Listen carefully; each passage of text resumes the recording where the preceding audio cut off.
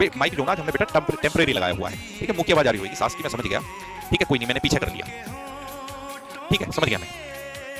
कुशल और ब्रजेश ने मिलकर एक व्यवसाय में 63,300 रुपए लगाए हैं, 63,300 रुपए, ठीक है, कोई बिजनेस है उसमें 63,300 रुपए का निवेश करा है कुशल और ब्रजेश ने। वर्ष के अंत में 17,600 के कुल लाभ में से ब्रजेश का हिस्सा है मात्र 2200। बेटा जो लाभ हुआ है ना, लाभ हुआ है 17,600 का, उसमें मात्र 2200 रुपए मिले हैं ब्रजेश को, ठीक है। आप कहेंगे सर ये तो अन्याय हुआ है, 17,600 में से मात्र कितने रुपए मिले हैं? 2200 किसको? ब्रजेश को।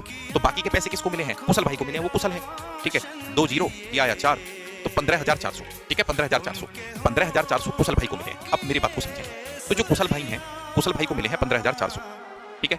ब्रजेश भाई को कितने मिले हैं? ब्रजेश भाई को मिले हैं मात्र 2200 रुपए। इनका जरा रेशियो बनाना, 2 जीरो तो कट ही जाने थे, ठीक है, 11 से काट सकता हूं या 22 से, 11 से काटो, चलो 11 कम 11, 11 चौके 44 और 11 दूनी 22, तो सर 2 एकम 2, 2 सत्ते 14, ठीक है। ये इनके निवेश, जो रेशियो प्रॉफिट का है वही रेशियो यहां पे निवेश का होगा, इन्वेस्टमेंट का होगा। क्यों होगा? क्योंकि टाइम तो इक्वल है, टाइम के बारे में कोई बात नहीं करी है, तो जो रेशियो इन्वेस्टमेंट का होगा वही रेशियो प्रॉफिट का होगा। आप कहेंगे जी सर, ठीक है। आइए, पूछा क्या है हमसे? हमसे पूछा है उनके निवेशों में कितने का अंतर है। 7 और 1 8, दोनों ने बेटा कितने का निवेश करा? 7 और 1 8 का, यानी कि जो 63,300 रुपए है ना, दोनों ने लगाए हैं, इसने 7 लगाए, इसने 1 लगाया, यानी कि 8। कह रहा है कि भाई उनके निवेश में कितने का अंतर है, तो 7 में से 1 गया, 6 का अंतर है, तो मुझे 6 यूनिट का मान चाहिए, ठीक है। कुछ काटने पीटने का हिसाब किताब देख लेते हैं।